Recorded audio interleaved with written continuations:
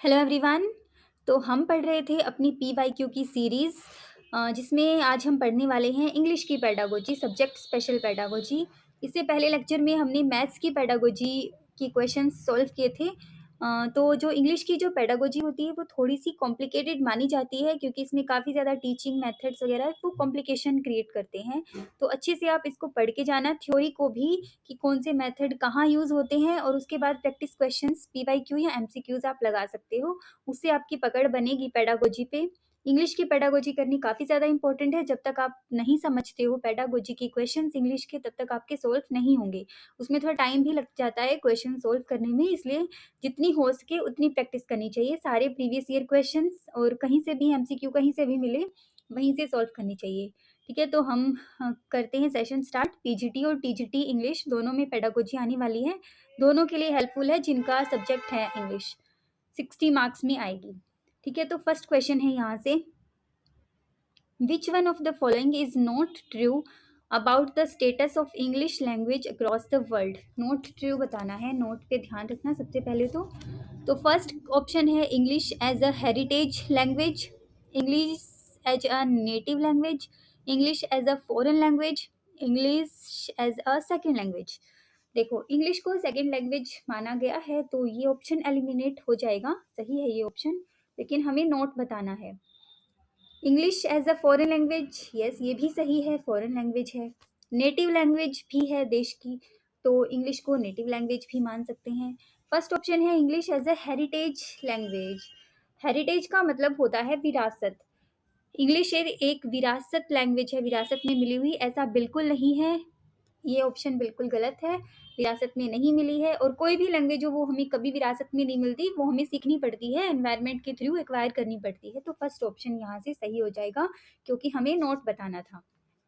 ठीक है, सेकेंड है the study of words and their meanings is known as. देखो, इन सबके मीनिंग्स आपको पता होने चाहिए। तो इसका जो सही आंसर है वो हो जाएगा सीमेंटिक्स। सेकेंड ऑप्शन सही हो जाएगा सीमेंटिक्स। सीमेंटिक्स क्या होता है? जो वर्ड्स के मीनिंग के साथ डील करता है। अच्छा, लिंग्विस्टिक क्या होता है?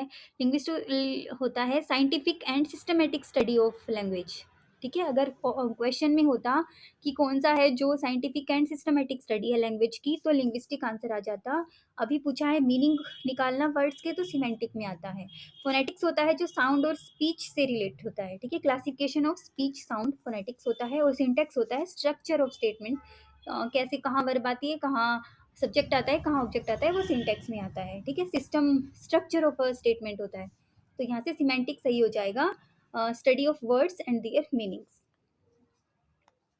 नेक्स्ट क्वेश्चन है, a good language text book should include. ठीक है, फर्स्ट ऑप्शन है extracts from British and American literature, more grammar exercises, interesting stories, attractive fonts, illustrations and learner friendly text. देखो, यहाँ से पता ही चल रहा है कि इसका आंसर सही कौन सा होगा। ब्रिटिश एंड अमेरिकन लिटरेचर जरूरी नहीं है। ग्रामर, मोर ग्रामर एक्सरसाइज और नॉट नीडेड। इंस्ट्रक्टिंग स्टोरीज होनी चाहिए, बट मच बेटर ऑप्शन नहीं है। तो बेस्ट ऑप्शन जो यहाँ से है वो है attractive fonts, illustrations and learner friendly text. Positive words है इसमें, लर्नर फ्रेंडली टेक्स्ट होते हैं, जो वो ही एक गुड लैंग्वेज टेक्स्ट बुक मानी जाती है। तो फोर्थ ऑप्शन यहाँ से सही हो जाएगा। ठीक है, 94th क्वेश्चन है, structural approach lays stress on.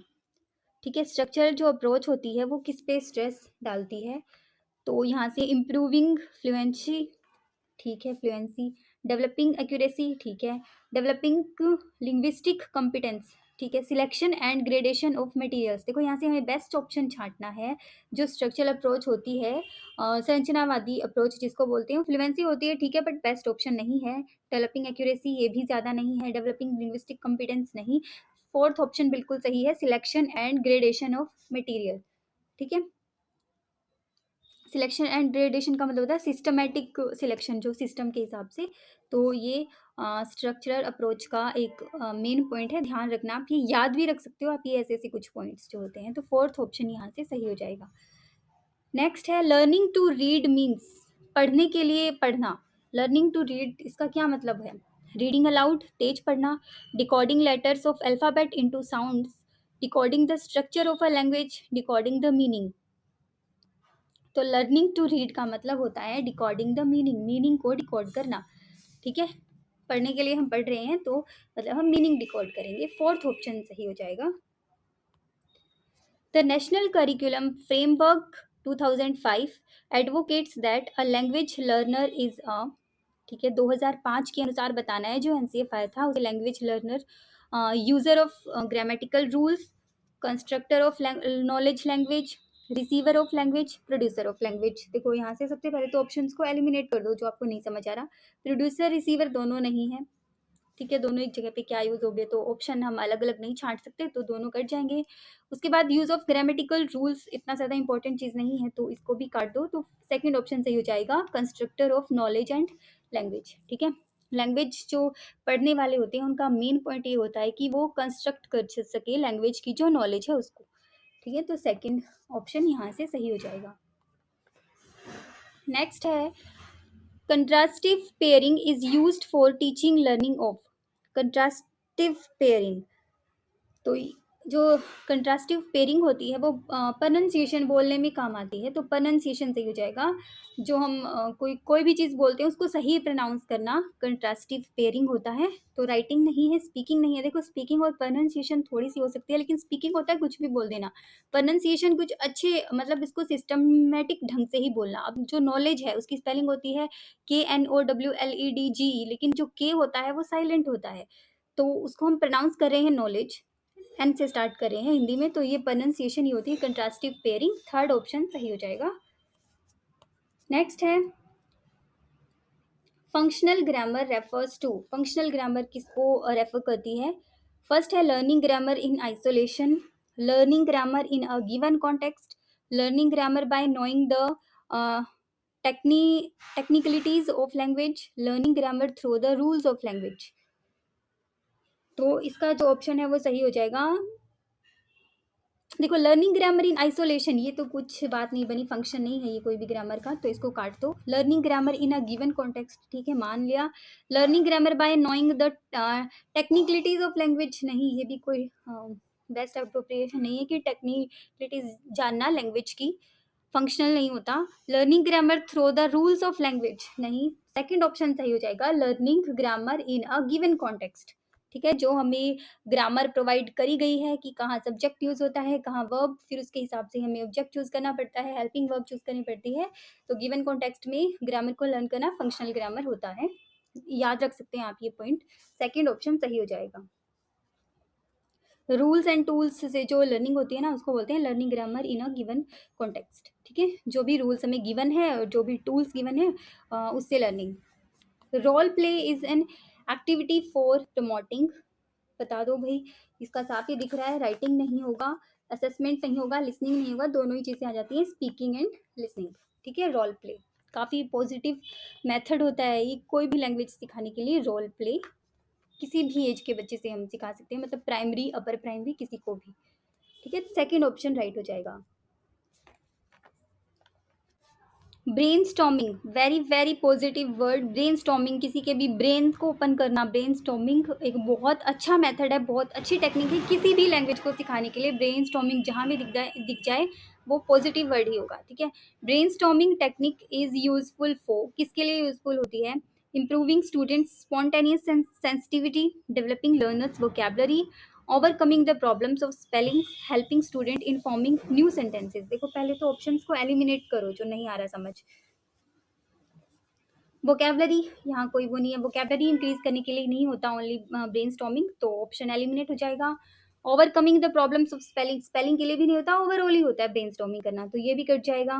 Helping students in forming new sentences, नहीं, हर टाइप से होता है ये, तो स्पॉन्टेनियस सेंसिटिविटी के लिए होता है। इंप्रूविंग स्टूडेंट्स स्पॉन्टेनियस सेंसिटिविटी जो हमारे अंदर है वो मतलब कहते हैं ना कि तीसरी आंख खोलना टाइप, तो ये होता है ब्रेन स्टॉर्मिंग, बिल्कुल हमारी सारी सेंसिटिविटी को जगा देना। स्पॉन्टेनियस मतलब एकदम जो सेंसिटिविटी होती है, अचानक अंतर्दृष्टि वाली जो सेंसिटिविटी होती है उसको जगाना, ब्रेन स्टॉर्मिंग। फर्स्ट ऑप्शन सही हो जाएगा। Lata, an English language teacher of class 7th, divided the class into pairs to read a sequence of pictures and then describe it to each other. What is this activity pedagogically known as? जो लता है ना वो divide कर देती है class को pairs में और read a sequence of pictures and then describe it to each other, ठीक है, यानी इसमें टीचर इंक्लूड है। तो इस एक्टिविटी को हम क्या कहते हैं ये बताना है। देखो, असाइनमेंट नहीं होगा, ग्रुप वर्क भी नहीं होगा। इसको क्वेश्चन को देख के कई जो लोग हैं वो आंसर लगाएंगे टीचर फैसिलिटेड रीडिंग, बट ऐसा कुछ नहीं है। इसका आंसर है पीयर इंटरेक्शन, ठीक है, ईच अदर, जिसमें मतलब एक दूसरे के साथ बच्चे के साथ बच्चे भी इन्वॉल्व हैं, टीचर भी इन्वॉल्व हैं। टीचर डिवाइड कर रही है क्लास को और जो बच्चे हैं वो पिक्चर्स को शेयर कर रहे हैं ईच अदर एक दूसरे के साथ। तो ये पीयर इंटरेक्शन वाली लर्निंग हो रही है। पेडागोजिकल में इसको बोलते हैं पीयर इंटरेक्शन, ठीक है। टीचर फैसिलिटेड रीडिंग नहीं है, ये टीचर रीड नहीं कर रही ओनली, बच्चे भी इंक्लूडेड हैं, तो पीयर इंटरेक्शन सही हो जाएगा। ग्रुप वर्क इसलिए नहीं हो सकता क्योंकि इसमें टीचर ने काम दिया है, टीचर भी इंक्लूडेड है। ग्रुप वर्क होता है जिसमें बच्चे बच्चे इंक्लूड होते हैं या उनका कोई हेड बना दिया जाता है, जैसे ग्रुप लीडर बना दिया जाता है, तो वो ग्रुप वर्क होता है। तो यहाँ से पीयर इंटरेक्शन सही हो जाएगा 101 का।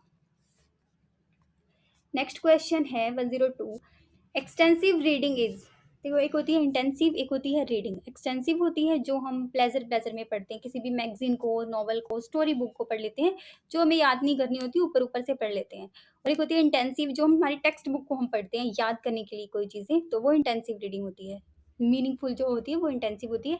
एक्सटेंसिव होती है प्लेजर के लिए पढ़ना। तो रीडिंग फॉर इन्फॉर्मेशन नहीं, इन्फॉर्मेशन के लिए intensive. Reading the text for pleasure, हाँ ये ठीक है।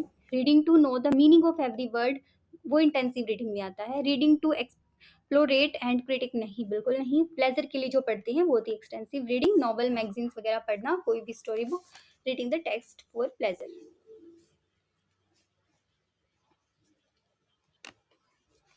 Pre reading activity is meant for, pre reading मतलब कोई कुछ भी पढ़ाना है उससे पहले की जो छोटी मोटी रीडिंग होती है, हम टॉपिक के बारे में विचार विमर्श करते हैं। जैसे कि बच्चों को ताजमहल के बारे में पढ़ाना है तो उनसे पूछेंगे क्या कभी किसी ने ताजमहल देखा है, ये किसने बनाया था, किसी को पता है, ऐसा कुछ। तो ये प्री रीडिंग में आता है। तो इसका जो बेस्ट ऑप्शन है वो जाएगा। फर्स्ट ऑप्शन है टीचिंग द ग्रामेटिकल आइटम्स, नहीं। Connecting previous knowledge and talking the learner into the text, हाँ ये बिल्कुल सही है। प्रीवियस नॉलेज के बारे में पता करते हैं हम। Connecting the whole class with one another, नहीं। Giving information about the writer of the text, नहीं, बिल्कुल सही है। प्रीवियस नॉलेज चेक करेंगे पहले बच्चों की कि इसके बारे में कितना पढ़ा है, फिर उसके बाद चैप्टर को स्टार्ट करेंगे इंटरेस्टिंग बनाने के लिए। सेकेंड ऑप्शन सही हो जाएगा। 104, while teaching a prose text, which one of the following activities a teacher must undertake? Prose text को पढ़ाने के लिए सबसे क्या जरूरी है ये पूछा है। पैराफ्रेजिंग द टेक्स्ट, नेक्स्ट है ट्रांसक्रिप्शन, क्रिएटिंग अ सब text, consulting a dictionary, dictionary नहीं, काट दो। सब टेक्स्ट भी नहीं बना सकते, प्रोज टेक्स्ट जो हमें बनाना है। इसका जो सही ऑप्शन है ना वो पैराफ्रेजिंग द टेक्स्ट हो जाएगा। देखो पैराफ्रेजिंग द टेक्स्ट क्या होता है कि अपनी वॉइस में दूसरों की लाइन पढ़ना। जैसे कुछ प्रोज क्या होता है, कुछ लिखा हुआ होता है और हम उसको अपनी वॉइस, अपनी टोन में पढ़ते हैं, अपने इमोशंस के साथ कैसे पढ़ रहे हैं, तो ये होता है पैराफ्रेजिंग द टेक्स्ट, जो जुड़ा ही होता है इससे, प्रोज टेक्स्ट से जुड़ा होता है पैराफ्रेजिंग, ठीक है। फर्स्ट ऑप्शन यहाँ से सही हो जाएगा। नेक्स्ट है 105, विच one of the following is not a language component, language component कौन सा नहीं है ये पूछा है। साउंड सिस्टम, हाँ बिल्कुल सही है, ये तो है। मैन्युस्क्रिप्ट, ग्रामर, स्पीच, स्पीच भी है, ग्रामर भी है। मैन्युस्क्रिप्ट को हम लैंग्वेज कंपोनेंट नहीं मानते क्योंकि ये किसी भी एक लैंग्वेज में नहीं होता, इसमें रिटर्न पार्ट ऑफ लैंग्वेज होता है। ये देखो यहाँ से अगर ये वर्ड लिखा जाए return, RETURN, return part of language होता है। जो स्क्रिप्ट होती है मैन्युस्क्रिप्ट, क्योंकि किसी भी देवनागरी, जैसे देवनागरी में लिखी होती है, किसी की लिपि में लिखी होती है ये, तो मैन्युस्क्रिप्ट नहीं आएगा। Written language, part of language पूछा हो तो उसमें स्क्रिप्ट आता है, सेकंड ऑप्शन सही हो जाएगा। 108 है, which of the following statement is correct? Receptive vocabulary are words we speak and productive vocabulary are words we hear, नहीं यार गलत हो गया। देखो रिसिप्ट मतलब रिसीव करना, तो हम किसी और की वॉइस को रिसीव करते हैं, तो जो सुनते हैं वो रिसीव में आएगा और जो हम बोलते हैं वो प्रोडक्ट में आएगा। फर्स्ट ऑप्शन तो eliminate. Receptive vocabulary are words we recognize when we hear or see and productive vocabulary are words we speak or write, हाँ ठीक है। Receptive vocabulary Our words we discourse with people and productive vocabulary are words is in written text. नहीं, written text में नहीं, speak में भी आती है productive. Words from other languages are receptive vocabulary and words from native language, देखो ऐसी कोई बात नहीं है. Receptive vocabulary वो होती है जो हम सुनते हैं और समझते हैं, और प्रोडक्टिव होती है जो हम बोलते हैं या फिर लिखते हैं. तो सेकंड ऑप्शन यहाँ से बिल्कुल सही है. एक बार फिर से देख लेना अगर ना समझ आया हो तो. सेकंड ऑप्शन सही हो जाएगा. नेक्स्ट है, a teacher divides her class into groups of 4 and reads out a text of about 6 sentences. Learners listen to and note down important words and phrases. The teacher reads out the text the second time. Then learners discuss in group the noted down words and recreate the text nearer to the one read out by the teacher. What is this task known as? देखो ये जो question है इसको पढ़ने में आपको 2 minute तो लग सकते हैं आराम से. 2 बार पढ़ना पड़ेगा, इंग्लिश में लिखा हुआ है तो समझना भी पड़ेगा. ठीक है, तो समझ लेना. जो एक टीचर है वो क्लास को डिवाइड कर देती है 4 ग्रुप्स में और 6 सेंटेंसेस को पढ़ती है. उसके बाद जो लर्नर्स है वो सुनते हैं और नोट डाउन करते हैं इंपॉर्टेंट वर्ड्स को. फिर जो टीचर है वो दोबारा पढ़ती है, सेकंड टाइम पढ़ती है. फिर उसके बाद लर्नर है जो डिस्कस करते हैं ग्रुप में जो उन्होंने नोट किया था. तो बताना है कि ये किस में आता है, ये टास्क किस में आता है. तो वो क्या कर रहे हैं, मुझे लगता है वो डिक्टेशन कर रहे हैं. कुछ इंपॉर्टेंट वर्ड है वो पहले बोल दिए, फिर उन्होंने लिख लिए, फिर उसके बाद वो सेकंड टाइम बोलती है तो नोट डाउन किए हुए वो बच्चे बोलते हैं. तो ये डिक्टेशन होती है. कंपोजिशन डिक्टेशन, हाँ बिल्कुल सही. कंपोजिशन डिक्टेशन होती है ये. देखो, कंपोजिशन डिक्टेशन कौन सी होती है, जो टीचर के द्वारा बोली जाती है और फिर स्टूडेंट के द्वारा सुनी और लिखी जाती है, ये होती है कंपोजिशन डिक्टेशन. ध्यान रखना डिक्टेशन के भी पार्ट है. कंपोजिशन जिसमें टीचर और बच्चे दोनों इंक्लूड होते हैं. म्यूचुअल डिक्टेशन होती है जिसमें स्टूडेंट आपस में डिस्कस करते हैं. ठीक है, स्टूडेंट आपस में ही कर रहे हैं, टीचर इन्वॉल्व नहीं होती. और पंक्चुअल डिक्टेशन होती है पंक्चुअल डिक्टेशन होती है जो मतलब जैसे बोलते हैं ना कि सिंबल्स को राइट प्लेस पे लगाना, कि क्वेश्चन मार्क कहाँ आएगा, कॉमा कहाँ आएगा, सेंटेंस दे दिए जाते हैं और उसको लगाना. तो ये जो टीचर और बच्चे की दोनों की इन्वॉल्वमेंट है वो कंपोजिशन डिक्टेशन में आती है. फर्स्ट ऑप्शन सही हो जाएगा. ठीक है, आई होप आपको ये समझ आ रहा होगा. और अगर अच्छी लगी वीडियो तो सब्सक्राइब और लाइक कर दीजिएगा. नेक्स्ट है इंटेंसिव रीडिंग रेफर्स टू. देखो अभी हमने एक्सटेंसिव पढ़ा था, जो ऊपर ऊपर से पढ़ना, प्लेजर के लिए पढ़ना. ठीक है, और इंटेंसिव रीडिंग कौन सी होती है, मीनिंगफुल, जो हम पढ़ते हैं टेक्स्ट बुक को बिल्कुल इन्फॉर्मेशन के लिए. तो फर्स्ट ऑप्शन है reading a text for detailed information, हाँ बिल्कुल सही. Reading a text for pleasure नहीं, ये एक्सटेंसिव हो जाएगा. Reading a text for editing नहीं. Reading a text for someone age नहीं. फर्स्ट ऑप्शन सही है. डिटेल्ड इन्फॉर्मेशन के लिए पढ़ना इंटेंसिव रीडिंग होता है. नेक्स्ट क्वेश्चन है, नोइंग अ वर्ड मीन्स, किसी भी वर्ड को पहचानना क्या होता है. देखो वैसे तो सिंपल सा है लेकिन ऑप्शंस में हो सकता है कि कंफ्यूजन हो जाए. How, where and when it is used. ठीक है, तीनों वर्ड यूज हो गए. कैसे, कहाँ और कब. How the word is spelled नहीं. हु स्पीक नहीं. To know the right the word नहीं, ये सही है बिल्कुल, कि किसी भी वर्ड को कहाँ कब और कैसे यूज करें, यही होता है वर्ड का मीनिंग जानना. फर्स्ट ऑप्शन सही हो जाएगा. Which typology of question does the following question belong to. किस टाइप से जुड़ा हुआ है ये question. Imagine you are the narrator of the story. Write an entry in your diary about the experience in about 100 words. क्या तुम एक imagine करो कि तुम अपनी स्टोरी के एक नरेटर हो. Right an entry in your diary about your experiences. अच्छा, हमें खुद अपने एक्सपीरियंस लिखने हैं. बिल्कुल, हमें कोई क्लू नहीं मिला, हमें कोई इन्फॉर्मेशन नहीं दी गई, हमें अपने ही लिखने हैं. देखो फर्स्ट ऑप्शन है इन्फॉर्मेटिव क्वेश्चन. इन्फॉर्मेटिव नहीं हो सकता क्योंकि इसमें कुछ भी इन्फॉर्मेशन नहीं दी गई कि किस पे लिखना है. कोई जवाहरलाल नेहरू पे लिखना है, कोई महात्मा गांधी पे लिखना है, या हम कहीं घूम के आए हैं वहां का वर्णन करना है. कुछ नहीं करना, हमें अपनी ही स्टोरी, अपनी तरफ से अपनी एक्सपीरियंस लिखने हैं. किसी भी बारे में लिख सकते हैं, तो इन्फॉर्मेटिव क्वेश्चन नहीं होगा. इन्फेरेंशियल क्वेश्चन.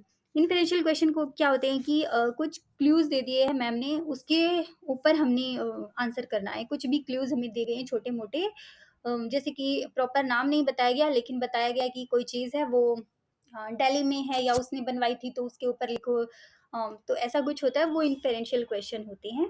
ये भी कट जाएगा. क्लोज क्वेश्चन तो नहीं हो सकते. क्लोज क्वेश्चन तो वो होते हैं जो हम हमेशा करते हैं क्लास में. लास्ट में क्वेश्चंस पूछे जाते हैं, फिर हम अपना आंसर लिखते हैं पेपर में. वो क्लोज क्वेश्चन होते हैं। एक्स्ट्रापोलेटिव क्वेश्चन बिल्कुल सही है। एक्स्ट्रा में जो हम लिख रहे हैं, हमें अपनी तरफ से कुछ भी लिखना है, किसी भी चीज़ के बारे में एक्सपीरियंस, देखो हमें अपना एक्सपीरियंस साझा करना है, ये नहीं बताया गया कि किस बारे में करना है। हम अपनी स्टोरी के खुद नरेटर हैं और अपना एक्सपीरियंस हमें लिखना है। ये एक्स्ट्रापोलेटिव क्वेश्चन होते हैं, ठीक है। गैस, जिसमें हमें गैस और हाइपोथेसिस लगाना होता है। देखो दो मेन वर्ड हो सकते हैं यहाँ पे, गैस और hypothesis. Based on our previous knowledge, हमारी जो प्रीवियस नॉलेज है उसके आधार पे हमें गैस और हाइपोथेसिस लगाना होता है, वो होते हैं एक्स्ट्रापोलेटिव क्वेश्चंस। फोर्थ ऑप्शन सही हो जाएगा। नेक्स्ट है पोइट्री टीचिंग इज। पोइट्री को टीच करना क्या होता है? देखो पोइट्री क्यों दी जाती है भाई टेक्स्ट बुक में? ताकि जो आपने अभी पहले प्रोज पढ़ा है, लेसन पढ़ा है, अगर वो बोरिंग है तो थोड़ा सा इंजॉयमेंट आ जाए उसमें। बहुत सारी चीज़ें होती हैं, एन्जॉयमेंट के लिए भी होती हैं, अच्छे-अच्छे वर्ड्स होते हैं जो हमें प्लेज़र देते हैं, तो यही होती है पोएट्री टीचिंग। और कैसे करी जाती है? हमें एन्जॉयमेंट के साथ ही पढ़ानी चाहिए। पोएट्री को बहुत ज़्यादा एन्जॉयमेंट और एप्रिसिएशन के साथ उसे पढ़ाना चाहिए। तो फर्स्ट है to learn words and phrases, ऐसा कुछ नहीं है। टू लर्न पोएटिक डिवाइसेस नहीं। फॉर एन्जॉयमेंट एंड एप्रिसिएशन, हाँ ठीक है। To write a critical commentary, ऐसा कुछ नहीं है। एन्जॉयमेंट एंड एप्रिसिएशन, ठीक है।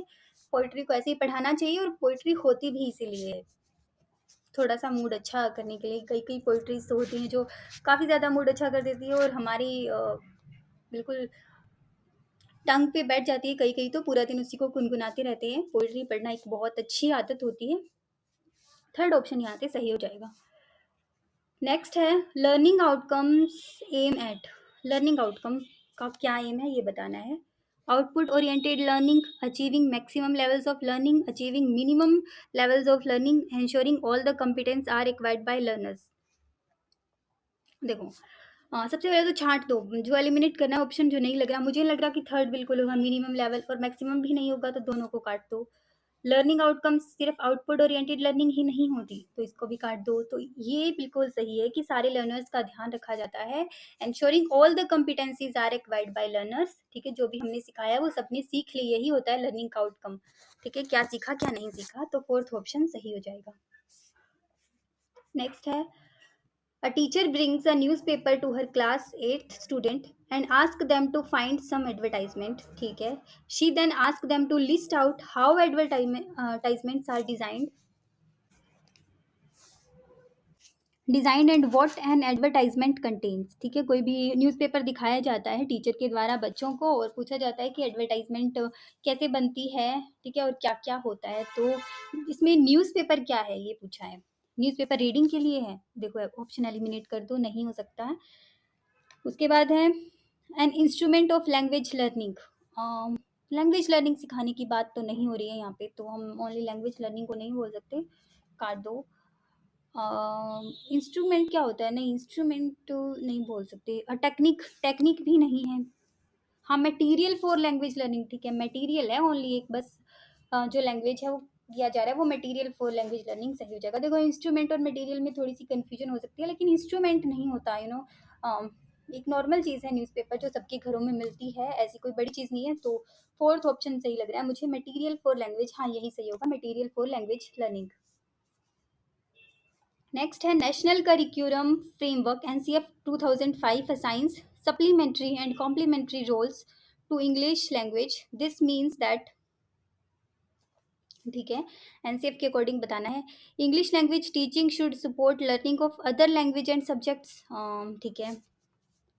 English language teaching has nothing to do with teaching, नहीं ऐसा कुछ नहीं है, काटो। English language teaching is a hindrance to learning of other language, नहीं। English language teaching violates the mother tongue, नहीं नहीं नहीं बिल्कुल नहीं। फर्स्ट ऑप्शन ही बिल्कुल सही है। English language teaching should support learning of other language and subjects, ठीक है। एनसीएफ ने यही कहा था कि जो इंग्लिश लैंग्वेज है वो क्यों यूज़ करनी चाहिए, ताकि हम वो है वो और लैंग्वेजेस और सब्जेक्ट को सीखने में हेल्प कर सके, ठीक है। तो फर्स्ट ऑप्शन सही हो जाएगा।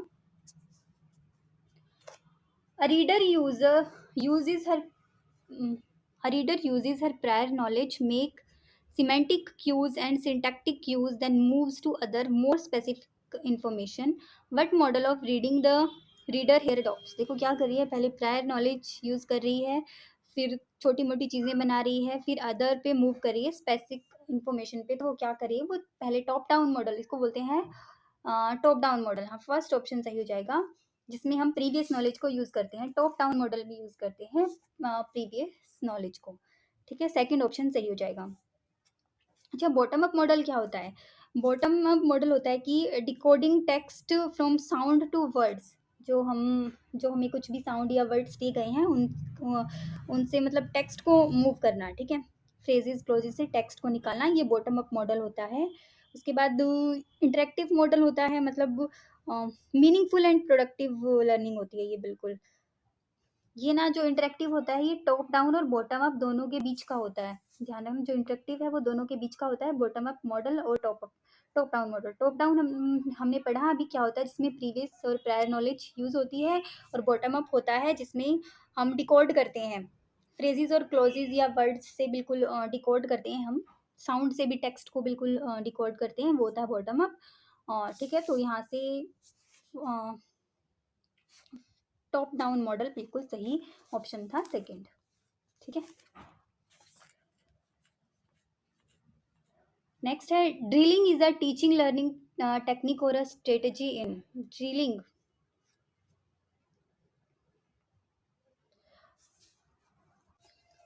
कंस्ट्रक्टिव लैंग्वेज टीचिंग देखो, जो ड्रिलिंग होती है ना, वो कंस्ट्रक्टिविस्ट लैंग्वेज टीचिंग में कोई काम नहीं है ड्रिलिंग का, रचनावादी में नहीं है। स्ट्रक्चरलिज्म कम्युनिकेटिव लर्निंग टीचिंग नहीं, कम्युनिकेटिव भी नहीं है, लेक्सिकल अप्रोच भी नहीं है। स्ट्रक्चरलिज्म बिल्कुल सही आंसर है। Structuralism drilling is a teaching learning technique for structuralism. ध्यान रखना, ये याद करने वाला पॉइंट है, सेकंड। अच्छा, स्ट्रक्चरलिज्म क्या होता है? Improving the fundamental skill of language learning. ठीक है, फंडामेंटल जो स्किल होती है लैंग्वेज लर्निंग की, उसको इम्प्रूव करना होता है स्ट्रक्चरलिज्म। मतलब करेक्ट स्पीच हैबिट्स होनी चाहिए, हमें जो भी बोल रहे हैं उसको सही बोलना चाहिए, ये होता है स्ट्रक्चरलिज्म इंग्लिश में। बिल्कुल करेक्ट प्रोनाउंस करना, बिल्कुल करेक्ट स्पीच देना। ठीक है, कंस्ट्रक्टिविट क्या होता है? देखो, जो कंस्ट्रक्टिविस्ट जो फर्स्ट ऑप्शन है वो क्या होता है? इन्वॉल्व स्टूडेंट इन, खुद की नॉलेज जो बनाते हैं स्टूडेंट्स को इन्वॉल्व करना, कंस्ट्रक्टिंग नॉलेज। ठीक है, वो कंस्ट्रक्टिव इसमें आ जाएगा। ड्रिलिंग आ जाएगी स्ट्रक्चरलिज्म में। कम्युनिकेटिव लर्निंग टीचिंग कौन सी होती है? Functional use of language. ध्यान रखना, फंक्शनल वर्ड यूज होता है इसे, functional use of communicative learning. ठीक है, और लेक्सिकल अप्रोच क्या होती है? जो उल्टे सीधे जो वर्ड्स होते हैं उनको अंडरस्टैंड करना लेक्सिकल अप्रोच होता है। तो यहाँ से सेकेंड ऑप्शन सही हो जाएगा। नेक्स्ट है which of the following statements is true of language learning. सही स्टेटमेंट बतानी है। First language interferes in the learning of second language. First language interfere in the learning of second language. First language supports the learning of second language. Language learning has nothing to do with content learning. Card तो बिल्कुल negative लग रहा है। Every language is different and learning of language is also discrete. नहीं, देखो, मुझे यहाँ से जो बेस्ट ऑप्शन लग रहा है वो लग रहा है कि जो फर्स्ट लैंग्वेज है वो सपोर्ट करती है लर्निंग को सेकंड लैंग्वेज सीखने में। बिल्कुल सही, किसी भी लैंग्वेज की यही होती है कि वो अदर लैंग्वेज सीखने में हेल्प करे। एनसीएफ ने भी यही कहा है, सेकंड ऑप्शन बिल्कुल सही हो जाएगा। नेक्स्ट है multilingualism has a resource in education AIIMS. Multilingualism बहुत सारी भाषाओं का ज्ञान। ठीक है, इसका एजुकेशन में क्या एम है? Making use of language of learners for teaching learning, making learners learn as many language as possible, using classical language for teaching learning, enabling to learn English language for jobs and mother tongue for culture। Card दो, ये देखो negative लग रहा है। Classical language for teaching learning ऐसा भी कुछ नहीं होता। Making learners learn as many as possible, नहीं, ऐसा कुछ नहीं है कि बिल्कुल सारी भाषाएं सिखा दें। Making use of language of learners for teaching learning, ये सही है बिल्कुल। भाषाएं इसीलिए तो सीखता है बच्चा, ताकि हेल्प हो सके लैंग्वेज सीखने में, बिल्कुल टीचिंग लर्निंग प्रोसेस में हेल्प हो सके। फर्स्ट ऑप्शन सही हो जाएगा। ठीक है, तो आज हम इतने ही क्वेश्चन करेंगे, इसका जो नेक्स्ट पार्ट है वो नेक्स्ट वीडियो में करेंगे। आई होप आपको ये अच्छे से समझ आया होगा। नहीं समझ आया तो वीडियो को एक बार रिपीट करके डबल स्पीड में देख लेना, आपको सब अच्छे से समझ आ जाएगा। और बहुत ज़रूरी है, जो एचटेट के लिए जिन्होंने इंग्लिश से फॉर्म भरा है टीजीटी और पीजीटी का, वो बिल्कुल भी ऐसे क्वेश्चंस को स्किप नहीं करके जाना, देख के जाना, ताकि वहाँ जाके आपकी अंडरस्टैंडिंग बने और माइंड थोड़ा सा सेट रहे ऑप्शंस को एलिमिनेट करने में और क्वेश्चंस को सॉल्व करने में। ठीक है, तो मिलते हैं इसके सेकेंड पार्ट में।